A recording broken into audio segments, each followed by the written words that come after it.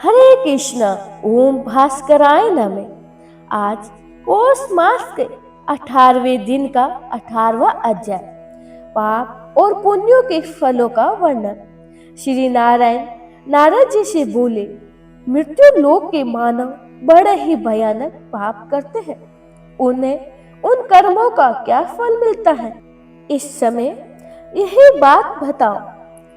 श्री नारायण जी कहते हैं, नारद, जो लोग वेदों की निंदा और वेदोक्त सदाचारण की घृणा करते हैं तथा जो अपने कुल का आचरण का त्याग करके दूसरों का आचरण ग्रहण करते हैं, जो सब साधुओं को पीड़ा देते हैं, वे सब पातक ही है। तत्ववेता पुरुषों ने इन दुष्कर्मों को पातक नाम दिया है। जो माता पिता की निंदा करते हैं, बहनों को सदा मारते हैं और उसकी घृणा करते हैं, उनका यह कार्य निश्चित है कि पातक है। जो श्रद्धा काल आने पर भी काम क्रोध अथवा भय से 5 कोस के भीतर रहने वाले दामाद, भांजे तथा बहन को नहीं बुलाता है और सदा ही दूसरों को ही भोजन कराता है, उसके श्राद्ध में पितर अन्न ग्रहण नहीं करते हैं, उसमें विघ्न पड़ जाता है। दामाद आदि की उपेक्षा श्रद्धा करता पुरुष के लिए पुत्र हत्या के समान है, उसे बहुत बड़ा पातक माना गया है। इसी प्रकार यदि दान देते समय बहुत से ब्राह्मण आ जाए तथा उनमें से एक को तो दान दे दिया जाए और दूसरों को ना दिया जाए, यह दान के फलों को नष्ट करने वाला बहुत ही बड़ा पातक माना गया है।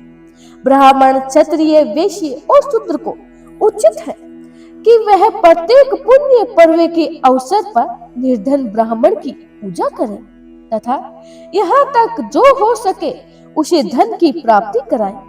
श्राद्ध के समय नियमित ब्राह्मण के अतिरिक्त यदि कोई दूसरा ब्राह्मण आ जाए तो उन दोनों को ही भोजन, वस्त्र, तांबूल और दक्षिणा द्वारा पूजा करनी चाहिए। इससे श्राद्ध कर्ता के पितरों को बड़ा ही हर्ष होता है। यदि श्राद्ध कर्ता धनहीन हो तो वह एक ही की पूजा कर सकता है। जो श्राद्ध को ब्राह्मणों को भोजन कराकर आदर पूर्वक दक्षिणा नहीं देता है, उसे गो हत्या आदि के समान पाप लगता है। महाराज, व्यापति पात और वेदुक्त योग आने पर अथवा अमावस्या तिथि को या पिता की सहाय तिथि प्राप्त होने पर आप कालीन में ब्राह्मण आदि को वर्णों को अवश्य ही श्राद्ध कराना चाहिए। पुरुषों को उचित है कि वह अपरिचित ब्राह्मणों को श्राद्ध में निमंत्रण न करें। अपरिचितों में से भी यदि कोई वेद वेदांगों का परागामी विद्वान हो तो उस ब्राह्मण को श्राद्ध में निमंत्रण करना चाहिए और दान देना उचित है। हे राजन, निमंत्रण ब्राह्मण का अपूर्व अतिथि सत्कार करना चाहिए। जो पापी इसके विपरीत आचरण करता है उसे निश्चय ही नरक में जाना पड़ता है। इसीलिए दान, श्राद्ध तथा पर्व के अवसर पर ब्राह्मणों को निमंत्रण करना चाहिए। पहले ब्राह्मण की भाली भांति जांच और परख कर लेनी चाहिए, उसके बाद उसे श्राद्ध और दान में सम्मिलित करना चाहिए। जो बिना ब्राह्मण के श्राद्ध करता है उसके घर में पितृ भोजन नहीं करते हैं और वह श्राप देकर लौट जाते हैं। ब्राह्मणहीन श्राद्ध करने से मनुष्य महापापी होता है तथा ब्राह्मण घाती कहलाता है। हे राजन, जो पितृ कुल के आचार का परित्याग करके स्वेच्छा अनुसार बर्ताव करता है उसे महापापी समझना चाहिए। वह सब धर्मों से बहिष्कृत हो जाता है। जो पापी मनुष्य शिव की परित्याग चर्चा छोड़कर शिव भक्तों से देश रखता है तथा जो ब्राह्मणों से द्रोह करते हैं वे सदा ही भगवान श्री विष्णु की निंदा करते हैं। वह महापापी सदाचारी ही निंदा करने वाले पुरुषों की गणना भी से इसी श्रेष्ठ में होता है। सर्वप्रथम उत्तम ज्ञान स्वरूप पुण्य महे भगवत पुराण की पूजा करनी चाहिए। तत्पश्चात ही विष्णु पुराण, हरिवंश, मत्स्य पुराण और कूप पुराण पूजन करना चाहिए। जो पद्म पुराण की पूजा करते हैं उनके द्वारा भगवान श्री मधुसूदन की प्रत्यक्ष पूजा हो जाती है। जो श्री भगवान के ज्ञान स्वरूप पुराण की पूजा किए बिना ही उसे पढ़ते हैं और लिखते हैं, लोभ में आकर बेच देते हैं, एक पवित्र स्थान में मन मांगे ढंग से रख देते हैं तथा स्वयं ही अशुद्ध रहकर अशुद्ध स्थान पर पुराण की कथा कहते हैं और सुनते हैं, उनका ये सब कार्य गुरु निंदा के समान माना गया है। जो गुरु की पूजा किए बिना ही उनसे शास्त्र श्रवण करना चाहता है, गुरु की सेवा नहीं करता है, उनकी आज्ञा भंग करने का विचार रखता है, उनकी बात का अभिनंदन नहीं करता है, अपितु प्रतिपाद कर देता है, गुरु के कार्य की करने योग्य होने पर भी अपेक्षा करता है तथा जो गुरु को रोग आदि से पीड़ित, असमर्थ, विदेशी की और प्रतिष्ठित और शत्रुओं द्वारा अपमानित देकर भी उनका साथ छोड़ देता है, वह पापी तब तक कुंभी पाक नरक में निवास करता है जब तक 14 इंद्रों की आयु पूरी नहीं हो जाती है। जो स्त्री, पुत्र और मित्रों की अवहेलना करता है उसके इस कार्य को भी गुरु निंदा के समान महान पातक समझना चाहिए। ब्राह्मण की हत्या करने वाला, स्वर्ण चुराने वाला, शराबी, गुरु की शैया पर सोने वाला तथा इनका सहयोग, ये 5 प्रकार के मनुष्य महापातक की माने गए हैं। जो क्रोध, देश, भय अथवा लोभ से विशेषतः ब्राह्मण के मर्म आदि का उच्छेद करते हैं, दरिद्र भिक्षु ब्राह्मणों को द्वार पर बुलाकर पीछे कोरा जवाब दे देते हैं, जो विद्या अभिमान में आकर सभा में उदासीन भाव से बैठे हुए ब्राह्मणों को भी निर्देशित कर देते हैं तथा जो मिथ्या गुणों द्वारा अपने को जबरदस्ती ऊंचा सिद्ध करता है और गुरु को उपदेश करने लगता है, इन सब को ब्राह्मण घाती माना गया है। जिनका शरीर भूख और प्यास पीड़ित है, जो अन्न खाना चाहते हैं, उनके कार्य में विघ्न खड़ा करने वाला मनुष्य भी ब्राह्मण घाती होता है। जो चुगलखोर सब लोगों में देश ढूंढने में तत्पर, सबको उद्देश्य देने में डालने वाला है, क्रूर है तथा जो देवताओं, ब्राह्मणों और गौ के निमित्त पहले की दी हुई भूमि को हर लेता है, उसे भी धर्म घाती कहते हैं। दूसरों के द्वारा उपजित द्रव्य का और ब्राह्मणों के धन का अपहरण कर लेता है, ब्रह्म हत्या के समान भारी पातक है। जो अग्निहोत्र तथा पंच यज्ञ आदि कर्मों का परित्याग करके माता, पिता और गुरु का अनादर करता है, झूठी गवाही देता है, शिव भक्तों की बुराई और अक्षय वस्तुओं का भक्षण करता है, वन में जाकर निरपराध प्राणियों को मारता है तथा गौशाला, देव मंदिर, गांव और नगर में आग लगाता है, उसके ये भयंकर पाप पूर्वतम पापों को ही समान माना गया है। दिनों का सर्वस्व छीन लेता है, पराई स्त्री दूसरों के हाथी, घोड़ा, गोद, पृथ्वी, चांदी, रतन, अनाज, रस, चंदन, अर्गजा, कपूर, कस्तूरी, मालपुआ और वस्त्र को चुरा लेने वाला तथा पराई धनोधर को हड़पने वाला, ये सब पाप स्वर्ण की चोरी के समान माने गए हैं। विवाह करने योग्य कन्या का योग्य वर के साथ विवाह न करना, पुत्र एवं मित्र की भार्या और अपनी बहन के साथ समागम, कुमारी कन्याओं के साथ बलात्कार करना, अन्य जाति की स्त्री का सेवन तथा सर्वर्ण स्त्री के साथ संभोग, ये सब पाप गुरु पत्नी गमन के साथ समय बिताए गए। जो ब्राह्मण को धन देने की प्रतिज्ञा करके न दे उसे और फिर उसको याद भी रखता है, उसका ये कार्य उपपातकों की श्रेणी में रखा गया है। ब्राह्मणों के धन का अपहरण, मर्यादा का उल्लंघन, अत्यंत मान अधिक, क्रोध, दंभ, कृतघ्रता, अत्यंत विश्व शक्ति, कुपपानत, सठता, मत्स्य पर स्त्री घमन और साध्वी कन्या को कलंकित करना, परिवर्तित परिवर्तता तथा उसकी पत्नी इसमें संपर्क रखना और इन्हीं कन्या देना अथवा जिनका यज्ञ करना, धन के अभाव में पुत्र, मित्र और पत्नी का परित्याग करना, बिना किसी कारण के ही स्त्री को छोड़ देना, साधु और तपस्वियों की उपेक्षा करना, गो, क्षत्रिय, वैश्य, स्त्री तथा शूद्रों के प्राण हर लेना, शिव मंदिर, वृक्ष और फुलवाड़ी को नष्ट करना, आश्रम वासियों को थोड़ा सा भी कष्ट पहुंचाना, भृत्य वर्ग को दुख देना,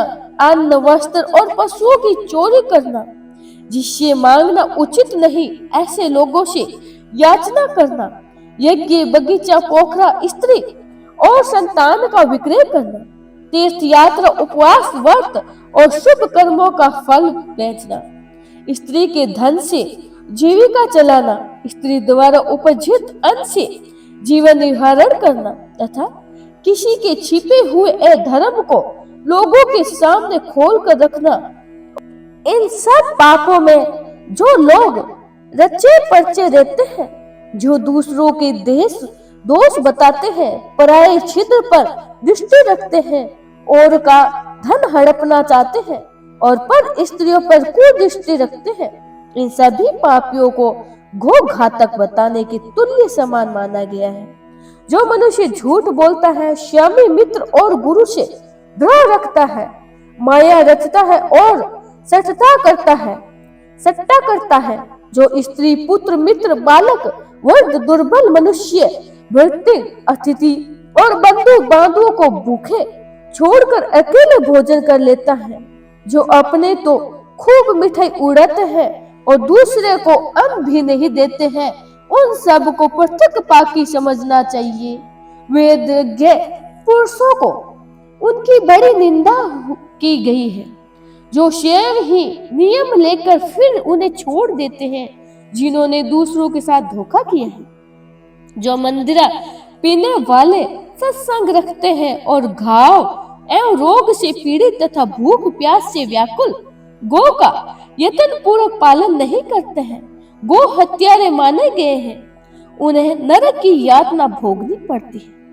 जो सब प्रकार के पापों में डूबे रहते हैं, साधु, ब्राह्मण, गुरु और गो को मारते हैं तथा सन्मार्ग में स्थित निर्दोष स्त्री को पीटते हैं, जिनका सारा शरीर आलस्य से व्याप्त रहता है, अतएव जो बार बार सोया करते हैं, जो दुर्लभ पशुओं को काम में लाते हैं, बलपूर्वक हाँकते हुए अधिक भार लादकर कष्ट देते हैं और घायल होने पर भी उन्हें जोतते रहते हैं, जो दुरा आत्मा मनुष्य बैलों को बंधिया करते हैं तथा गाय के बछड़ों को नाथते हैं, वे सभी महापापी है।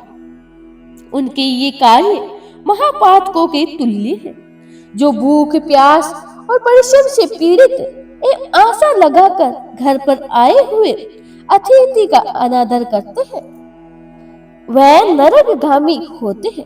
जो मूर्ख, अनाथ, विकल, दीन, बालक, वृद्ध और सुरथातुर व्यक्ति पर दया नहीं करते हैं, उन्हें नरक के समुद्र में गिरना पड़ता है। जो नीति शास्त्र की आज्ञा का उल्लंघन करके प्रजा से मनमाना कर वसूल कराते हैं और अकारण ही दंड देते हैं, उन्हें नरक में पकाया जाता है। जिस राजा के राज्य में प्रजा सूदखोरों, अधिकारियों और चोरों द्वारा पीड़ित होती है, उसी नरकों में पकड़ना पड़ता है। जो ब्राह्मण अन्याय राजाओं से दान लेते हैं, उन्हें भी घोर नरकों में जाना पड़ता है। पापाचारी पूर्ववासियों का पाप राजा का ही समझा जाता है, अतः राजा को उस पाप के डर कर प्रजा को शासन में रखना चाहिए। जो राजा भली भांति विचार न करे, जो चोर नहीं है, उसे भी चोर के समान दंड देता है और चोरों को भी साधु समझकर छोड़ देता है, वह नरक में ही जाता है। जो मनुष्य दूसरों के घी, तेल, मधु, गुड़, ईख, दूध, साग, दही, मूल, फल, घास, लकड़ी, फूल, पत्ती, कासा, चांदी, जूता, छाता, बैलगाड़ी, पालकी, मुलायम आसन, तांबा, शीशा, रांगा, शंख, बंसी आदि बाजा, घर की सामग्री, ऊन, कपास, रेशम, रंग, पत्र आदि तथा महीन वस्त्र चुराते हैं या इसी तरह के दूसरे दूसरे द्रव्यों का अपहरण करते हैं, वह सदा ही नरक में पड़े रहते हैं। और दूसरों की वस्तु थोड़ी हो या बहुत, जो उस पर ममता करके उसे चुराता है, वह निसंदेह ही नरक में गिरता है। इस तरह के पाप करने वाले मनुष्य मृत्यु के पश्चात ही यमराज की आज्ञा में यमलोक में जाते हैं। यमराज के महाभयंकर दूत उन्हें ले जाते हैं। उस समय उनको बहुत दुख उठाना पड़ता है। देवता, मनुष्य तथा पशु पक्षी इससे भी जो भी धर्म मन लगाते हैं, उनकी शासन धर्म राज माने गए हैं। वे भांति भांति के भयानक दंड देकर पापों का भी भोग कराते हैं। विनय और सदाचारी से युक्त मनुष्य यदि भूल से भी मलिन आचरण में लिप्त हो जाए तो उसके लिए गुरु ही शासक माने गए हैं। वह कोई प्रायश्चित कराकर भी उसके पाप धो सकते हैं। ऐसे लोगों को यमराज के पास नहीं जाना पड़ता है, पर स्त्री, लमटर, चोर तथा अन्यायपूर्वक बतलाव करने वाले पुरुषों पर राजा का शासन होता है। राजा ही उनके दंड विधाता माने गए हैं। परंतु जो पाप छिपा कर किया जाता है, उनके लिए धर्मराज भी दंड का निर्णय करते हैं। इसीलिए अपने किए हुए पाप के लिए प्रायश्चित करना ही चाहिए, अन्यथा वे करोड़ों कल्पों में भी फल भोग कराए बिना नष्ट नहीं होते हैं। मनुष्य वर्ण, वाणी, मन, वाणी तथा शरीर से जो कर्म करता है, उसका फल उसे स्वयं ही भोगना पड़ता है। कर्मों की अनुसार उसकी सदगति या अधोगति होती है। हे राजन, इस प्रकार सपेक्ष से मैंने तुम्हें पापों के वेद बतला दिए हैं। बोलो, अब और क्या सुनना चाहोगे? अब इसके आगे का अध्याय आप अगले अध्याय में जरूर सुनिएगा। हरे कृष्णा। ओम सूर्याय नमः। ओम भास्कराय नमः। आज पौष मास के 19वें अध्याय श्री नारायण नारद जी से कहते हैं, ऐ धर्म के सारे फलों का वर्णन तो मैंने सुना दिया है, आप धर्म का फल भी बतलाता हूँ। राजन, जो श्रेष्ठ ब्राह्मणों को जूता और खड़ाऊ दान करता है, वह बहुत ही बड़े विमान पर बैठकर सुख से परलोक की यात्रा करता है। वस्त्र दान करने वाले मनुष्य दिव्य वस्त्र धारण करके परलोक में जाते हैं। पालक की दान करने से भी जीवन और विमान द्वारा सुखपूर्वक यात्रा करता है। सुखासन, गद्दे, कुर्सी आदि के दान करने से भी वह सुखपूर्वक जाता है। बगीचा लगाने वाला पुरुष शीतल छाया में सुख से परलोक की यात्रा करता है। फूल माला दान करने वाला पुरुष पुष्पक विमान में जाता है। जो देवताओं के लिए मंदिर, सन्यासियों के लिए आश्रम तथा अनाथों और रोगों के लिए घर बनवाते हैं, वे परलोक में उत्तम महलों के भीतर रहकर विवाह करते हैं। जो देवता, अग्नि, गुरु, ब्राह्मण, माता और पिता की पूजा करता है तथा गुणवानों और दीनों को रहने वाले के लिए घर देता है, वह सब कामनाओं को पूर्ण करने वाला होता है, भर में लोगों को प्राप्त होता है। राजन, जिसने श्राद्ध के साथ ब्राह्मणों को एक कटोरे का भी दान दिया है, तो वह स्वर्ग लोक में देवता का अतिथि होता है तथा उसकी कीर्ति बढ़ती है। अतः श्रद्धा पूर्वक दान देना चाहिए, उसका फल अवश्य होता है। अहिंसा, क्षमा, सत्य, लज्जा, श्रद्धा, इंद्रिय संयम, दान, यज्ञ, ध्यान और ज्ञान, ये सब धर्म के 10 साधन हैं। अन्न देने वाले को प्राणदाता कहा गया है, और जो प्राणदाता है वही सब कुछ देने वाला है।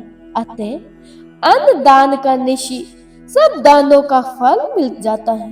अन्न से पुष्ट होकर ही मनुष्य पुण्य का सर्जन करता है। अतः पुण्य का आधा अंश अन्नदाता को और आधा भाग पुण्यकर्ता को प्राप्त होता है, इसमें तनिक भी संदेह नहीं है। धर्म, अर्थ, काम और मोक्ष का सबसे बड़ा साधन है शरीर, और शरीर स्थिर रहता है अन्न तथा जल से। अतः अन्न और जल ही सब पुरुषार्थों के साधक है। अन्न दान के समान दान और कोई दूसरा नहीं होगा। जल तीनों लोगों का जीवन माना गया है। वह परम पवित्र, दिव्य, शुद्ध तथा रसों का आश्रय है। अन्न, पानी, घोड़ा, गो, वस्त्र, सैया, सूत्र और आसन, इन 8 वस्तुओं का दान प्रेत लोक के लिए बहुत ही उत्तम है। इस प्रकार दान विशेष से मनुष्य धर्मराज की नगर में सुख पूर्वक जाता है। इसीलिए धर्म का अनुष्ठान अवश्य करना चाहिए। हे राजन, जो लोग क्रूर कर्म करते हैं, दान नहीं करते हैं, उन्हें नरक में दुख सहन कर दुख भोगना पड़ता है। दान करने से मनुष्य अनुपम सुख भोगते हैं। जो एक दिन भी भक्ति पूर्वक भगवान शिव की पूजा करता है, वह शिव लोक को प्राप्त होता है। फिर जो अनेकों बार उनकी अर्चना करता है, उसके लिए तो कहना ही क्या है। श्री विष्णु की भक्ति में तत्पर और श्री विष्णु के ध्यान में संलग्न रहने वाला वैष्णव वैकुंठ धाम के चक्रधारी भगवान श्री विष्णु के समीप जाते हैं। श्री विष्णु का उत्तम लोक श्री शंकर जी के निवास स्थान से ऊपर समझना चाहिए। वहां श्री विष्णु के ध्यान में तत्पर रहने वाले वैष्णव मनुष्य ही जाते हैं। मनुष्य में श्रेष्ठ सदाचारी, यज्ञ कराने वाले, सुनित्य युक्त और विधान ब्राह्मण ब्रह्मलोक को जाते हैं। युद्ध में उत्साह पूर्वक जाने वाले क्षत्रियों को इंद्रलोक की प्राप्ति होती है तथा अनन्य पुण्य करता भी पुण्य लोक में गमन करते हैं। बोले श्री कृष्ण भगवान की जय हो।